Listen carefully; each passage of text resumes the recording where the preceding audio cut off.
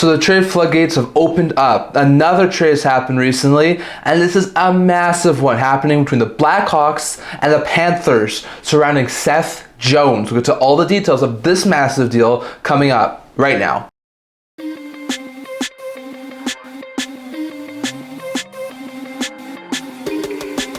Hello everyone, welcome back to another video here at the End-to-End Hockey channel. Now before we begin this video, don't forget to like this video and subscribe below. Really does help out the channel. We're on the road to 500 subscribers, so if you haven't already, do that. And also leave a comment down in the comment section below. Would love to hear your guys' opinion on this massive deal that just went down. And don't forget to stay tuned for March 7th at 11:30ish Mountain Time for our trade deadline live video discussing all the moves that happened on Friday, March 7th before the trade deadline. So don't forget to stay tuned for that. But in this trade, we have a massive one between Seth Jones and the Hawks and the Panthers, and the trade is as follows. The Chicago Blackhawks have dealt Seth Jones with $2.5 million of his contract retained, which is about 26%, which makes Seth Jones a $7 million player, and a 2026 fourth round pick, which I'm pretty sure is the Blackhawks, to the Florida Panthers in exchange for a conditional 2026 first round pick and Spencer Knight. So this is a massive, monumental trade between these two sides.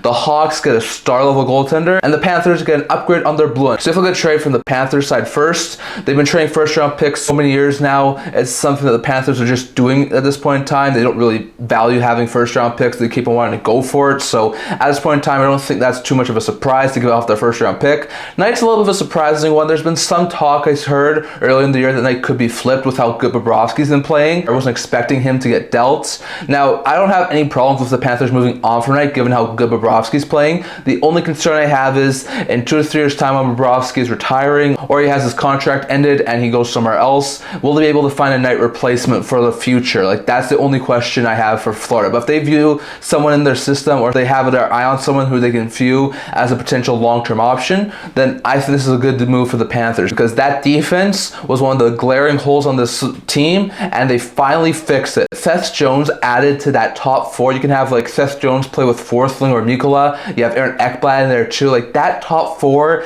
is going to be scary to play against. This move might make the Panthers one of the, if not the favorite team in the Eastern Conference. Now, Seth Jones is signed for this year, plus I think 4 or 5 more seasons. And with the retention that the Hawks made, he's only a $7 million player, which for what Seth Jones brings is like a solid second or third defenseman on a team's blue line, is not an overly bad contract. And I think this could work out really well. And I also do wonder if this might be Aaron Ekblad insurance, because Ekblad is entering the final year of his deal. If he does leave as UFA, Jones could be a fantastic fit long term. Bill Zito was a part of the Blue Jackets staff when Seth Jones was in Columbus, so that makes sense as to why this sort of a deal happened. And I think adding Seth Jones to like the second pair for this year will extremely strengthen this blue line, and it could be the Aaron Ekblad replacement long term. So all in all, with Jones still being only 30 years old, I think this is going to be a great move for the Panthers, even though they had to give off Knight. They also got a 2026 fourth round pick, which is not an overly significant pick, but does give them some more draft capital back, even though they traded a draft pick. So that's really good news there for the Panthers, because I do think getting some draft capital back is important.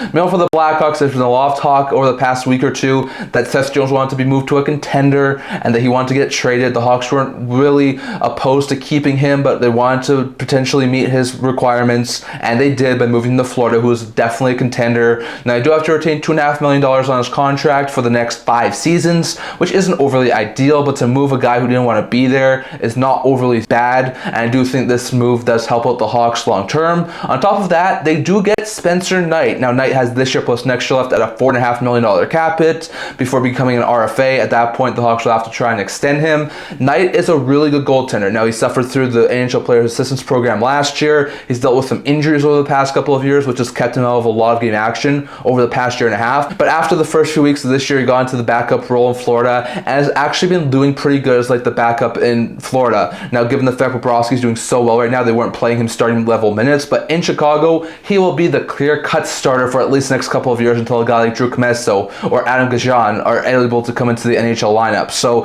Knight's going to be a starter for the foreseeable future for Chicago, and it's a major upgrade on guys like Mrazek or Soderblom in net. And Knight, only being 23 years old, they're going to have him for a long period of time. So this is going to be a fantastic pickup there for the Hawks on the goaltending side. And they also have a 2026 first round pick that's conditional. The condition is simple. The Panthers have moved the 2026 first round pick as conditions. I think think it was part of the Matthew Tkachuk deal. If the Flames do get the 2025 first round pick, which it does seem like they will, then the Panthers will have the 2026 first round pick and they will be able to move to Chicago. If for some reason the Flames get the 2026 first round pick from Florida that they had in the Matthew Tkachuk deal, the Hawks will instead get the 2027 first rounder. So it's going to be most likely 2026 first rounder, but potentially 2027 first rounder if the Panthers do not have the 2026 one. So it's a first round pick in 2026 or 2027. It's a pretty good pickup there for the Hawks. I think a first round pick plus Spencer Knight for Seth Jones was only having to retain $2.5 million. It's a pretty dang good deal for the Blackhawks. So all in all, this is a pretty good deal for both sides.